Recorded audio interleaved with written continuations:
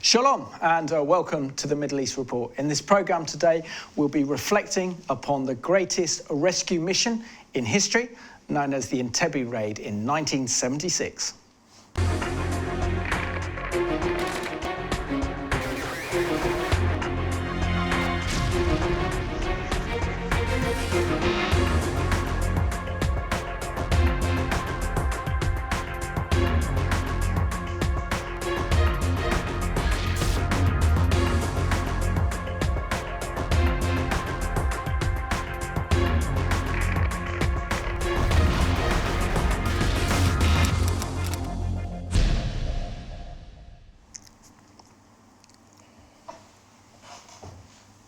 Warm welcome to the programme, and today's guest is all the way from Israel. He is an IDF hero. He took part in the Entebbe Raid back in 1976, and he's back with us again on the Middle East Report. Rami Sherman, welcome to the Middle East Report. Thank you so much. Before we start something, take the word hero out from your talk. Last time we said the same. You know, I have to educate you. Yeah, well, we are not a hero at all. We did what every soldiers around the world probably will do the same for saving life. But for that, we don't have to get any heroism. We are not a hero personally, and we don't need any medal for that. We did what every human being, every soldier probably will do. That is important message. First of all, here in the Christian TV, it's a human being reaction, saving life. But Rami, can I say, Yes. as a broadcast journalist, in my interpretation of what you're involved in, that you are a hero? You are a hero to those over 100 Jewish hostages that you rescued. You are a hero in terms of combating terrorism, and you risked your life in that operation, that you were and are the elite of the elite when it comes to the IDF, and that's why you were chosen for that mission. So excuse me if you don't mind if I call you hero. We'll agree to disagree on that one. But you are a hero in my eyes. Rami, we did a programme not long ago where you told your remarkable story of being an IDF commander who took part in the Entebbe Raid in 1976 to rescue those hostages that were taken by Black September and others who landed at the international airport in Entebbe in Uganda. And you were part of that audacious rescue plan, which is the greatest rescue plan in history. So I want to go back and just reflect on the actual operation itself. Because last time we could have recorded 2 programs, but we didn't have enough time. So I just want a little bit more kind of detail of your thoughts. What were your thoughts when you were told that you would be part of that incredible operation to rescue the Jewish hostages in Uganda? So the terror attack started on Sunday. Till Tuesday, the Israeli government, and I am personally, and my friend as well, we thought it's probably not Israel business to take part of that. It's a French government responsibility to solve that crisis. Israel was involved just to look after the Israeli Jew who were on the plane, but not more than that. It was a few high officers, they tried to think like very Israeli motivation to think what they can do 4,000 kilometers away, but nothing more than that. We went down to Sinai to do other business for the security of Israel, and that's all. But as the selection happened, and as in Thursday early morning, the non-Jews hostages took back to Paris, and the Israeli government understood it's from now on it's their responsibility. First, they didn't know exactly how to react for that. But from Thursday evening, Israel understood that they should create a military plan. Even the chief of staff was against the plan for a good reason. he gave a right to the army force to prepare a plan. And then we'll see what will be the next days. From that day, Thursday evening, it was two liars. One of them, the big liar, which prepared the force, the 240 soldiers who landed at the end on Saturday night. But most deeper liar was our unit when we prepare in details how to fight with the terrorists in the old terminal where the hostages caught by the Ugandan army and by the terrorists. So in that short time, less than 2 days, everything prepared in details. Incredible. Before that was idea, what might be, some of them were, as Motagur said, the chief of staff, the former chief of staff said, it's like a James Bond movie. It wasn't a reality, it was just idea. So let's have a look now and remind us all of those historic events that took place in July 1976. The 70s were known as the golden age of international terrorism, and during this decade, a new method became popular among Palestinian terrorists: hostage-taking. Probably the most famous of these terrorist attacks occurred in 1976 when Palestinian and German terrorists hijacked Air France Flight 139 flying from Israel with 248 passengers and landed it in Entebbe, Uganda. Israel, racing against a ticking clock, executed a daring, top-secret rescue mission titled Operation Thunderbolt that drew the admiration of the entire world. So, what happened behind the scenes in the hours and days following the hijacking? How did Israel execute a rescue mission that took on mythical proportions and became a case study that commandos, including the Navy SEALs sent to kill bin Laden, would study decades later?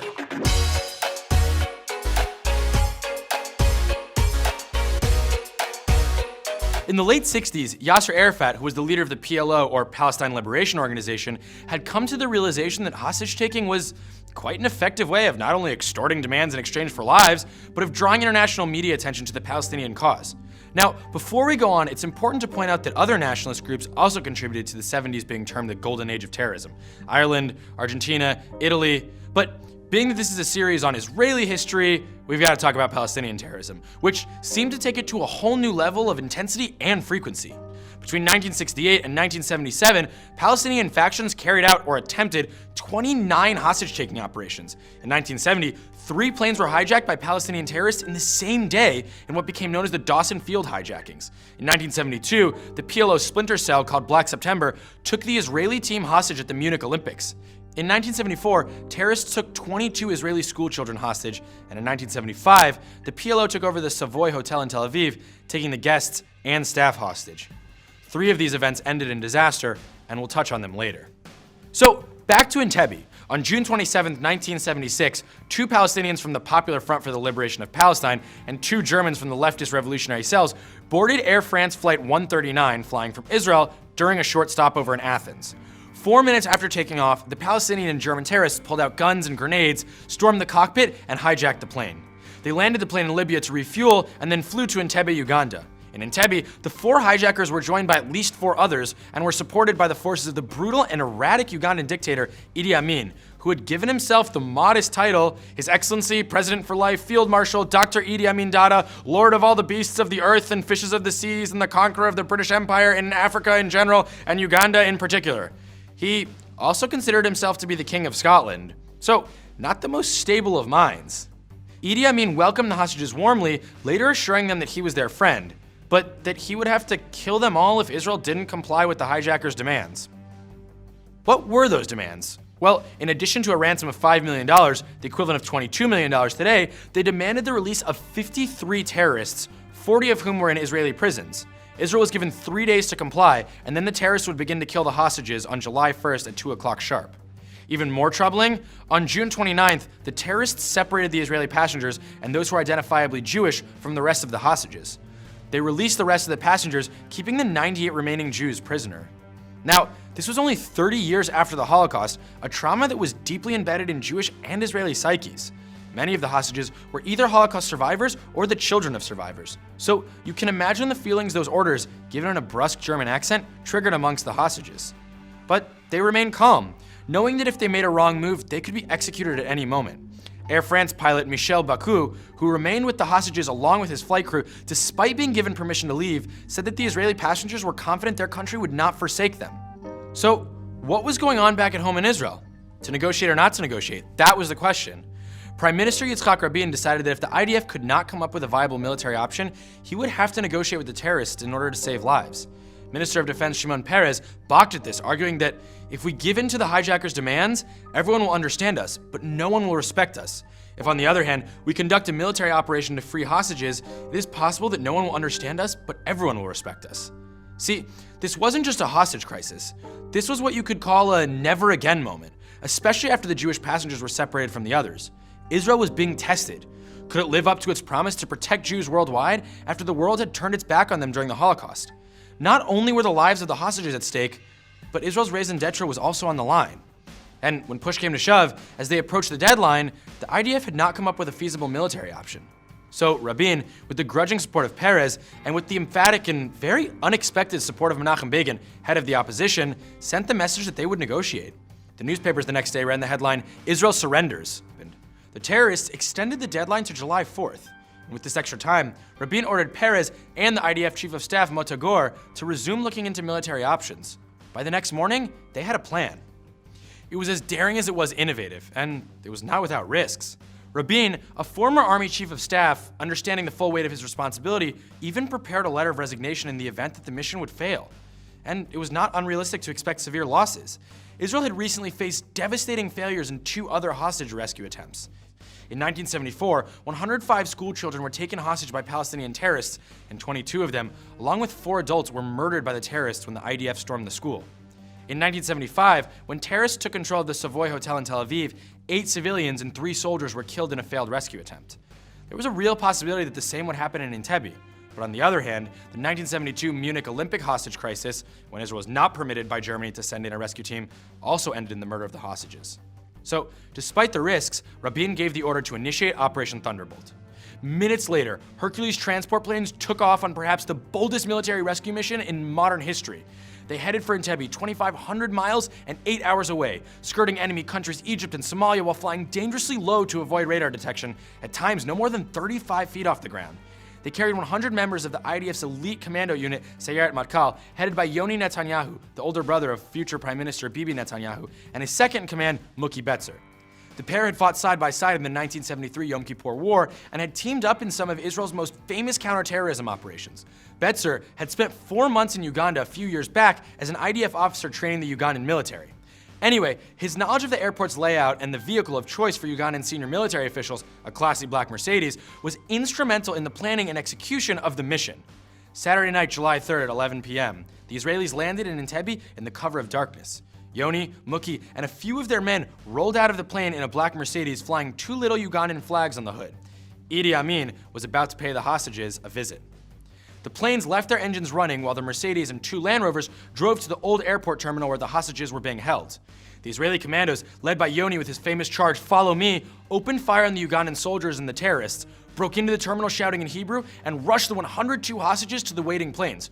Only 53 minutes after landing, they took off homeward bound for Israel.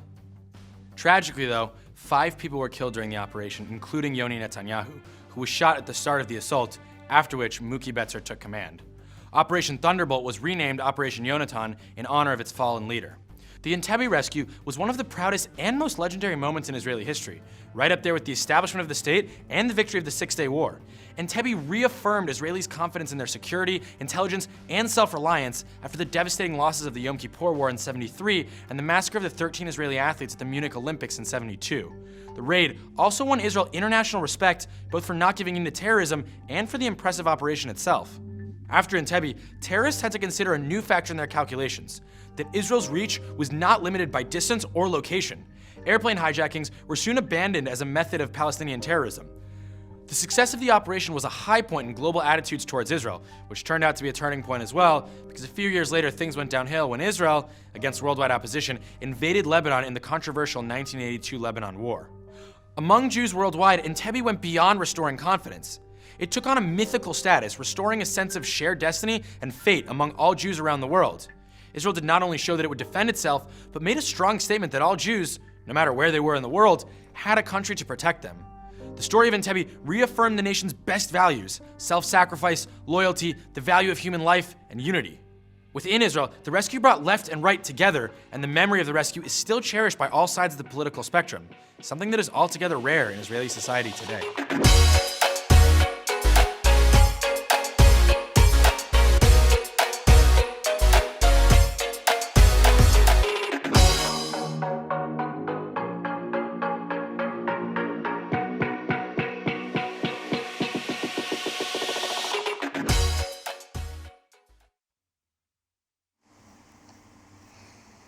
And a superb video there, and you can discover more excellent videos like that on the history of Israel on YouTube.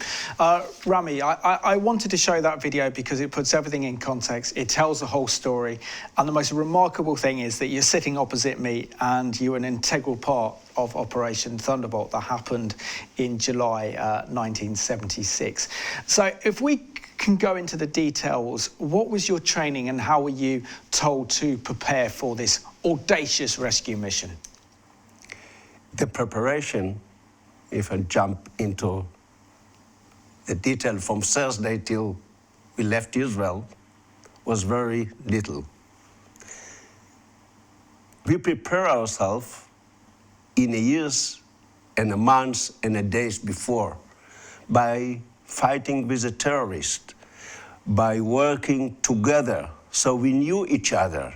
We were a very small unit. We create language. Everyone understand each other without too much talk.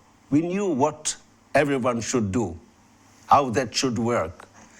There is no time in such a short period to create a real plan, to go into details, to understand what could be and think how we should react to a different situation which we didn't plan to. But we understand what we should do. And we knew that the next one, soldiers, is understand us as we understand him. That was the most important preparation, and that's why we succeeded. About a few other things. But I talk about the small umbrella, the Entebbe umbrella, our force, our unit, who prepared to fight with the terrorists in the old terminal. Above us was an officer who looked after the situation in the airport with other force, the parachute battalion, the Golani battalion, other battalion who landed there. And each one of them has their own duty. But our duty, 65 soldiers and officers, we were ready immediately, but I can say even more.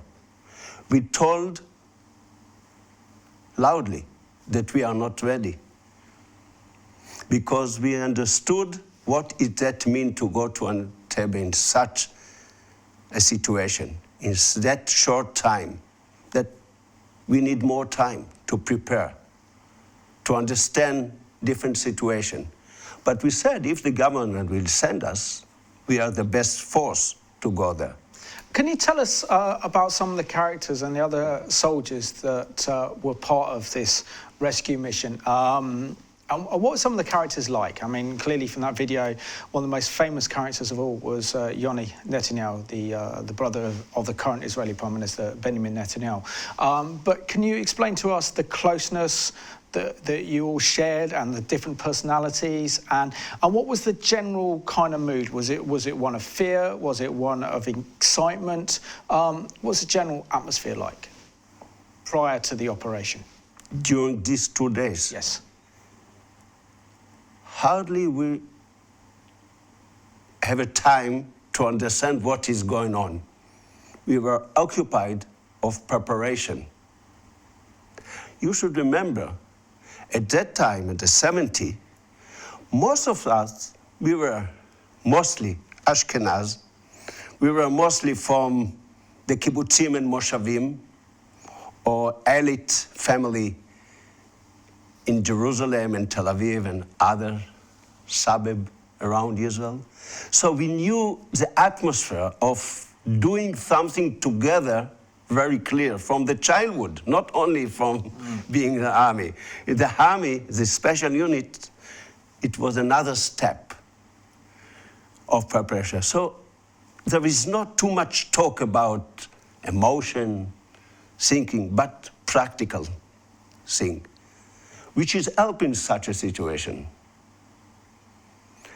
Even when we were on the plane, mostly we slept and discussed a few things which is important to finish what we planned. That's all. As a IDF commando, and you had your training for 2 days, which is extraordinary to think you only had kind of 2 days preparation. I know we were saying earlier that really you'd prepared for this a year and a half before with your experience in fighting and confronting Palestinian terrorism. But when you're on that Hercules plane and you're flying to Uganda, what were your thoughts when you were on that plane, surrounded by your fellow IDF commandos, knowing that you could actually die in this rescue mission? There is 3 steps on the way to Entebbe.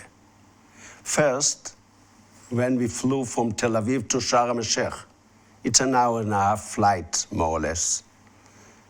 It was before the government gave us a right to land in Entebbe. So we thought, okay, we flew to Sharm el-Sheikh, but probably nobody will take the crazy decision to send us. So that's the first step. And then we went out from the plane and we prepared, we changed our uniform to Ugandan uniform over there. And then Yoni talk, which is very important to put all the soldiers on a one direction, why we are there. The next step was from Sharm el-Sheikh for 3 hours flight down to around Ethiopia, which again, it was before the government took a decision. So again, we thought, okay, it's a time to fly. Probably around there, it was a decision point where the government should say, might be we are back to Sharm el-Sheikh because short of petrol, or we are move forward. So probably we thought better to fall asleep rather to do other things. And the last was from Ethiopia area to Entebbe. In the first step over there, we were in a tropical storm, which was very difficult flight, and it's 3 hours flight again, but in very difficult condition.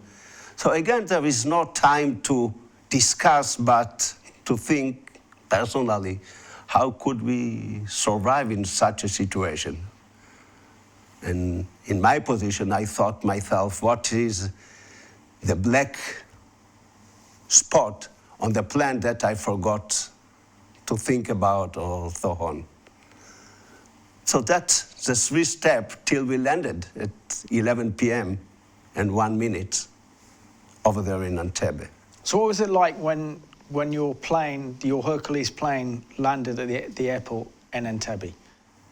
Because that's when you know, that's when the action's going to happen. That's when you know that you've got your mission to carry out to rescue the hostages. You know that you're going to come up against opposition. You know you're going to be fired at. What were your thoughts when you landed? 20 minutes before, the red lights start to blink at the Hercules, at the first Hercules where I was. And that was a sign to prepare, to take the west, to prepare the gun.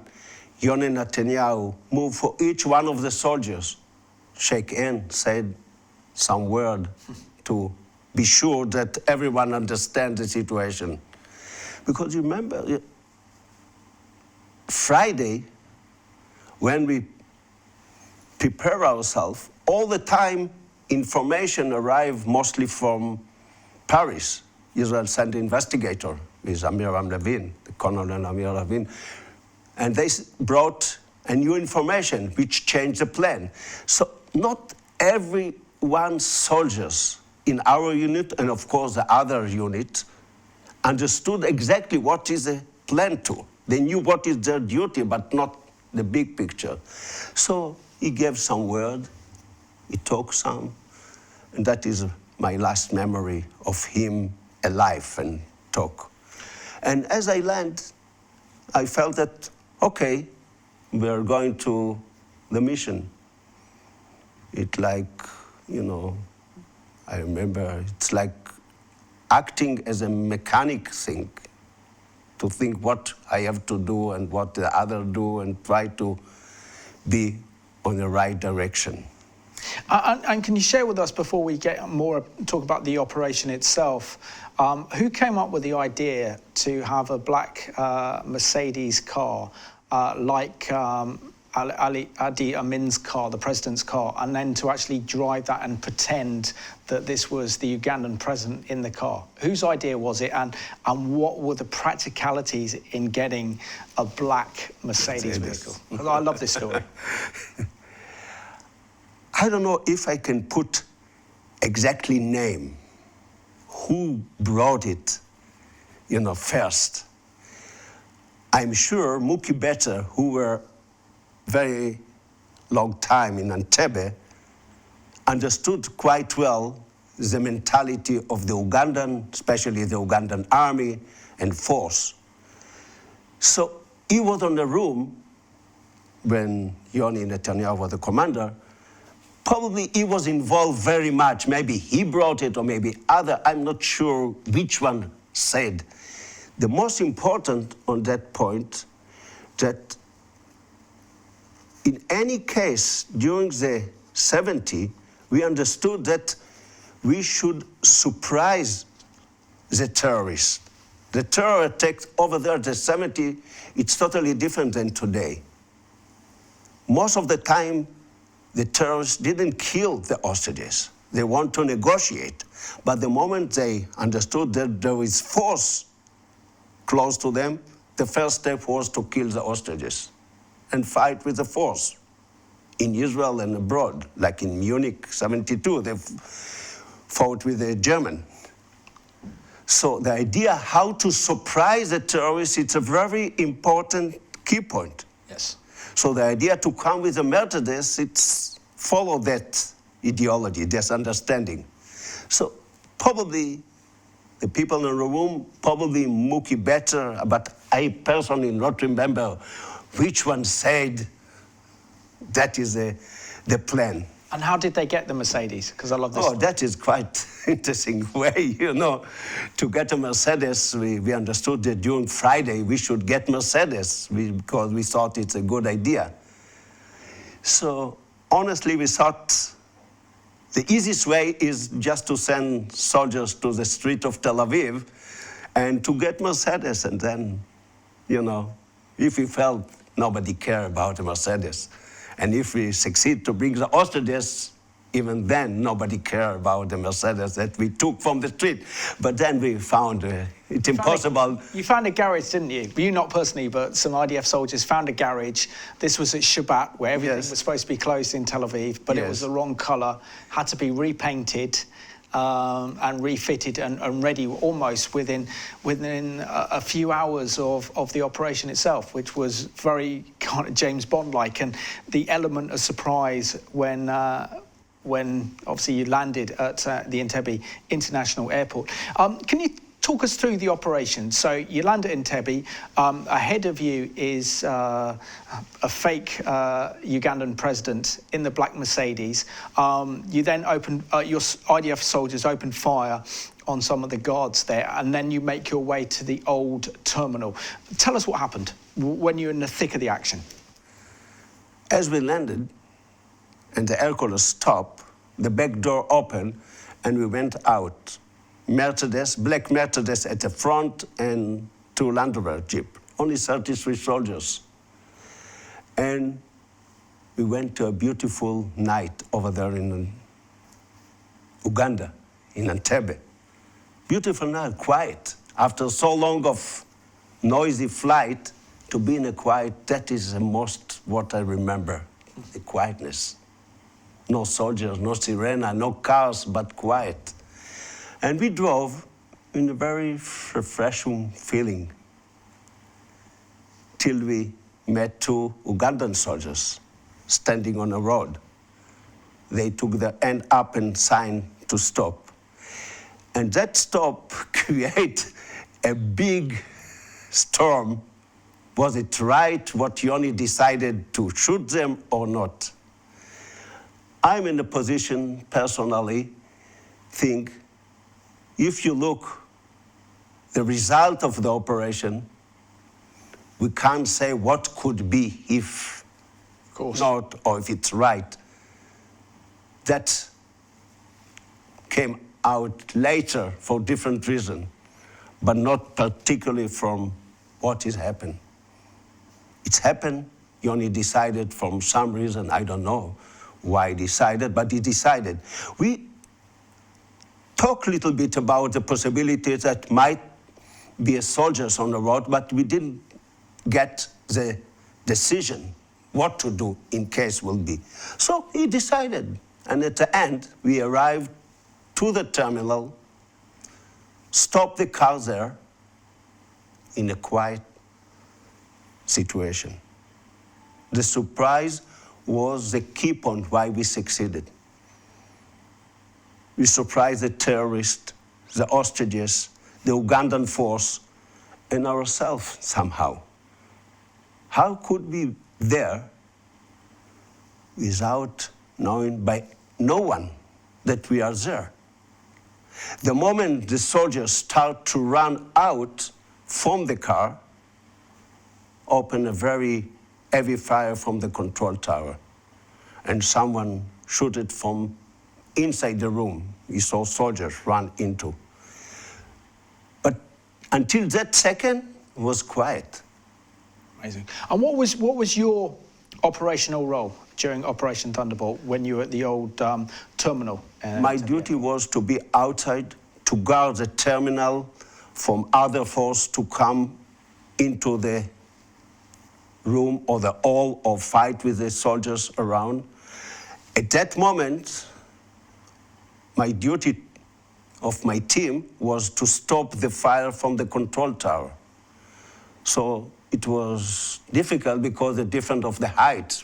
We were on the ground and they were above on the top.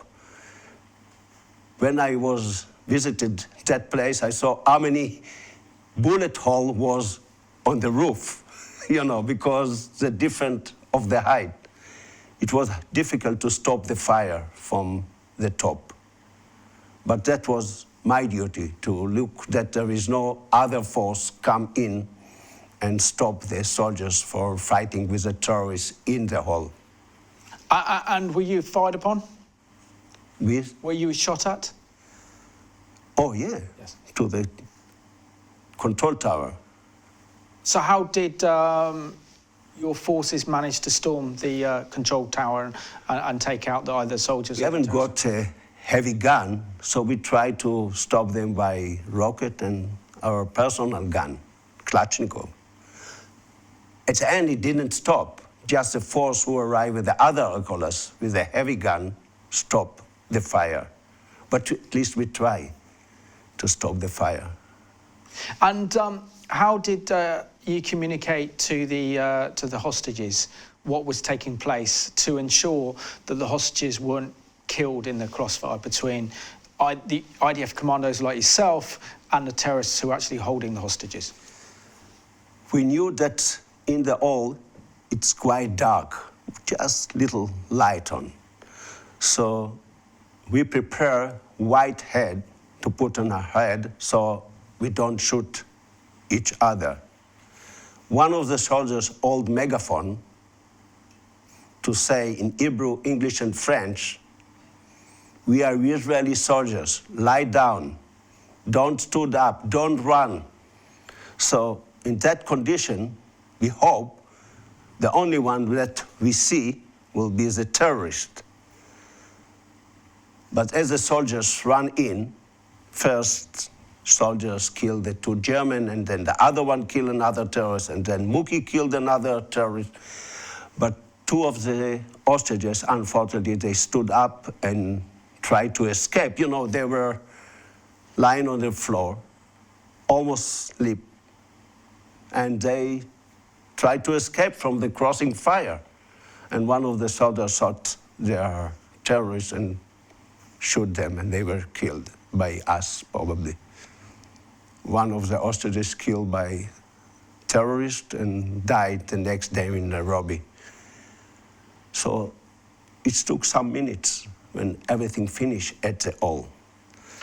Most of the hostages, which I talked later with them, they were quite sure that we are Ugandan soldiers who arrived to kill them because we were with Ugandan uniform. Wow, yes. And even we talk Hebrew, they were quite sure what they share with me, that we are Ugandan and not Israeli. Amazing. And they try to escape, each one, you know, try to find a place where they can save. Parents lied on their child, but they were quite sure they are going to be killed by the soldiers, and not to save their life because we were Israeli. They didn't believe that we are Israeli. Wow. And how long did this whole operation take place? From the moment you landed to the moment you got the hostages on the planes? There was some step. Yeah. The fight in the hall, in the different room, took 5-7 minutes, not longer than that. At that minute, 7 terrorists were killed, 20 Ugandan soldiers killed. They were on the second floor. It was a restroom for the Ugandan, and team of 5 soldiers killed them. And the rest was the hostages who were killed. That took about 5-7 minutes, and Yoni Netanyahu was more serious wounded. And the next step was about 25 minutes when the only fire was when we rocket the Ugandan Air Force, and we destroyed all the Ugandan MiGs they got from Muammar Gaddafi in Russia. So who did that? Was it the IDF Commandos or was it the Israeli Air Force? One team of a team of our force. Wow. They rocket the Ugandan. So this was a separate force that actually discovered where the Ugandan military airport was and decided to blow up the MiGs in order that you and the hostages could get away without being attacked over So that Ugandan is airspace. about half an hour, 25 minutes, something like that. And the last step took about 52 minutes when all the hostages brought to the plane to take them out. Only 53 minutes when the first Hercules took off from Entebbe toward Nairobi. So can you tell us how the hostages were feeling once they were on board the Hercules plane flying back to Israel? I don't know. I wasn't in the plane, so it's hard to say, but what I know is from what they share with me. Yes. On a flight from Entebbe to Nairobi, they were shocked. It wasn't an easy flight for them. They couldn't realize that an hour ago, they were in an old terminal. They knew that in 12 hours, the ultimatum, the second ultimatum finished. And then they're on a plane to Nairobi and back home. It's not an easy situation to move dramatically from one situation to another. So what they shared, they were shocked. They didn't realize that is happened. The second step was from Nairobi till Israel. It's about 8 hours flight or so. Quite a few of them still suffer from the dramatic shock. And they were treated by the Israeli doctor who were there. They got aluminum cover because they were cold and shaken. There is a very, emotional story one of the hostages shared with me. Now he's a doctor in Florida in America. And he said, all the flight back from Nairobi to Israel, Yoni's foot was above his foot. And he felt ashamed that he alive and Yoni died and killed by trying to save his life. And for many years, he suffered from the feeling of shame that he is alive. Survivor's guilt. It's not an easy situation when you are there together with a wounded and killed body. Wasn't easy situation for the hostages. Another story, little story over there, which I would like to share. Absolutely. It's Michel Bacot's reaction. First of all, it says the early morning he decided to stay with the hostages. And when he was on a plane, Amnon Alivni, the captain of the Hercules, invited him to sit next to him in a cockpit. And he said, no, I will be with my passengers on the floor of the Hercules. His decision as the captain of civilian flight to be with his passengers, it's irregular in many cases today when someone took response without knowing what will be next, to be with his passengers. I think he's the most honest person in that operation that we should remember. Absolutely. There is no heroism apart him, his decision. And all the 12 crew, he wasn't alone. We have to remember, we put him because he was a captain, but all the 12 air crew on the plane decided to stay with us. And we brought all of them to Israel. Amazing. Absolutely incredible. And also, I think we also have to acknowledge the incredible role played by Bruce Mackenzie, who was the Kenyan Minister for Agriculture. And he persuaded the Kenyan president to allow Kenya to be used as an operational base in this operation. And as a born-again Christian with a love for Israel, he was able to persuade the Kenyan president to actually to allow the Kenyan government to use Kenya as a base for the IDF, for hospitals, for aircraft to take off. Can you share the incredible role that he played during this crisis, and how this ultimately, this incredible action that he took part cost him his life?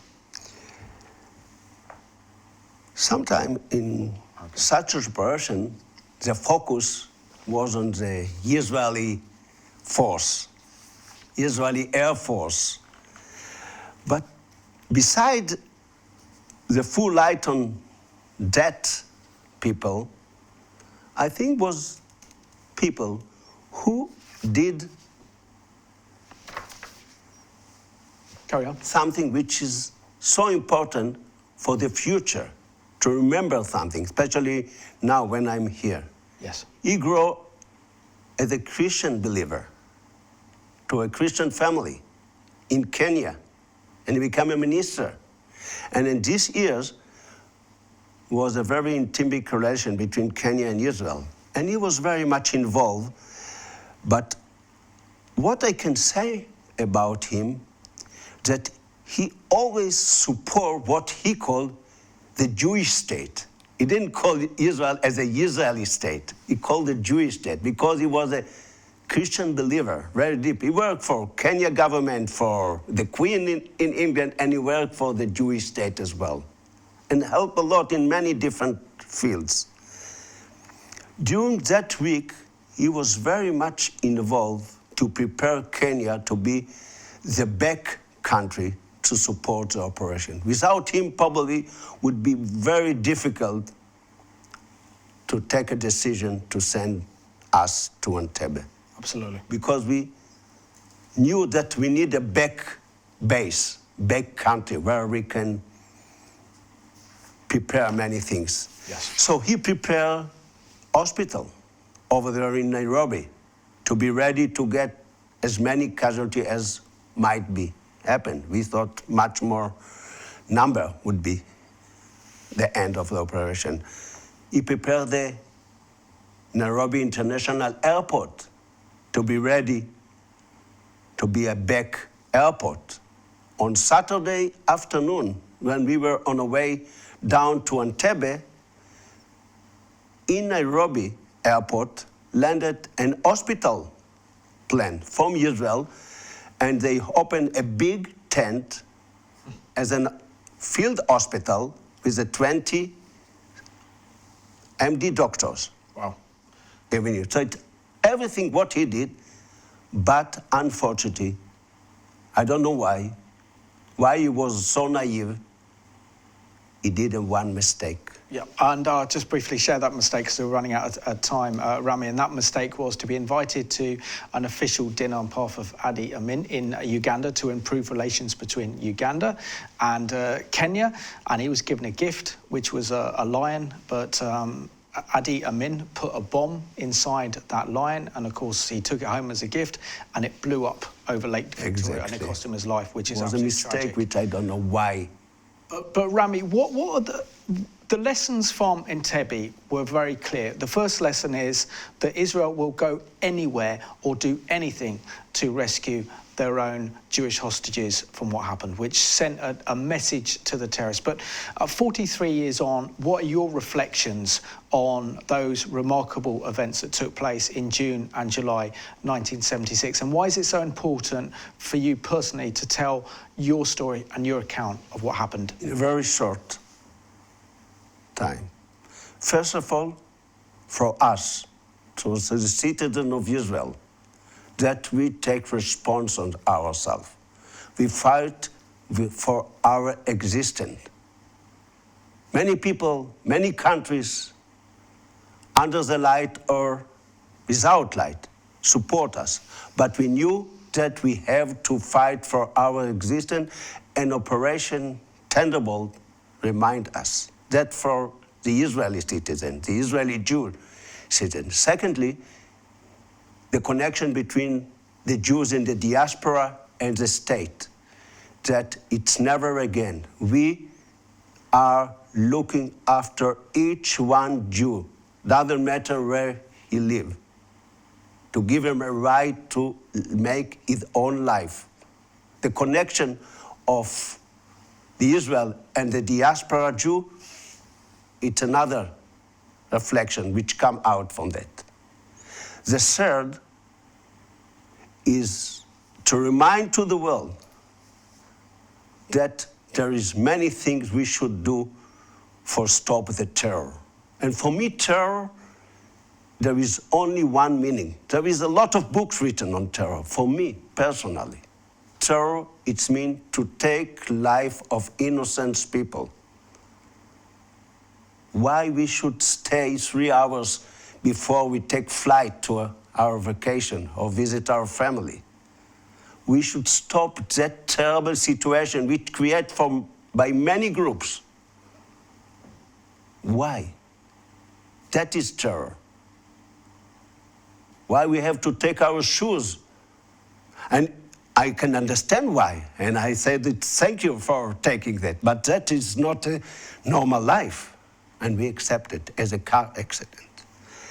And the last is what Michel Bacos left for us.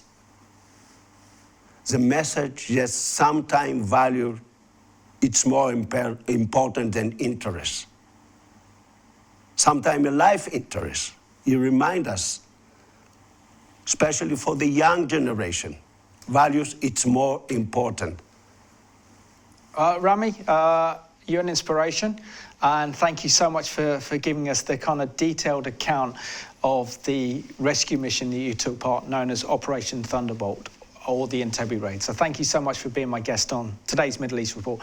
And I want to thank you for watching this program. We've heard the remarkable story of Rami Sherman, who was an IDF commander who took part in the Entebbe Raid. And what we can learn from this is that Israel will go to any lengths to rescue her people from the threat of terrorism. So thank you for watching today's Middle East Report. And this music song is in dedication to the brave IDF commandos who took part in the most daring raid and rescue mission in world history.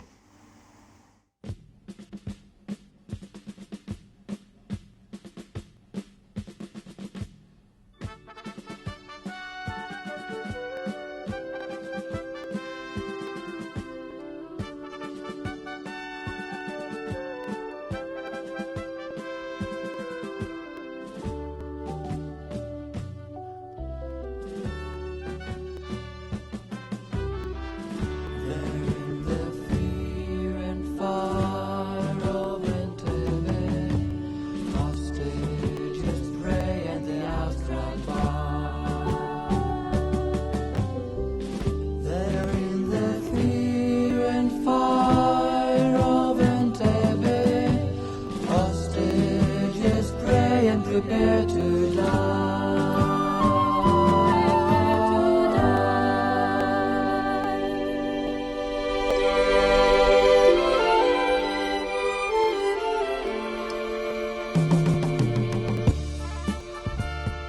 We won't let you die, my brothers. We won't bow to tyranny. God is great, his arm is strong, my brothers. We'll find the way to cruel Entebbe and set you free. Set you free. לא נשכח אחים את חובתנו, כל עולל וטף לא עוד נפקיר. לא ניתן ביד צורר בנינו, להושיעכם נצא לדרך בדמי הלב.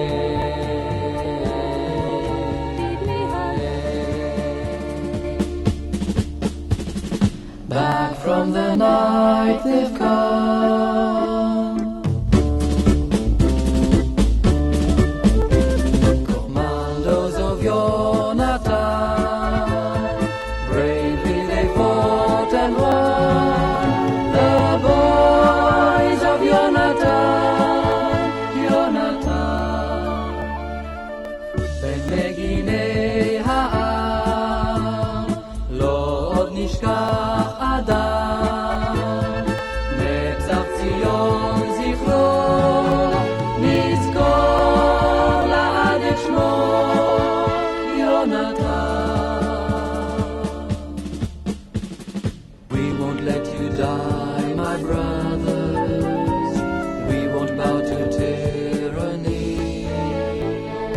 God is great, his arm is strong, my brothers.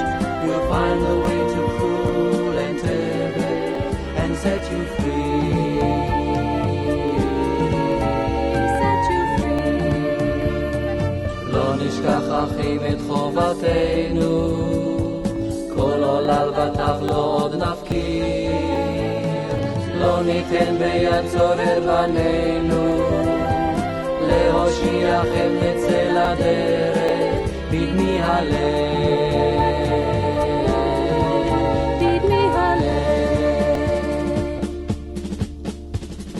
Back from the night they've come.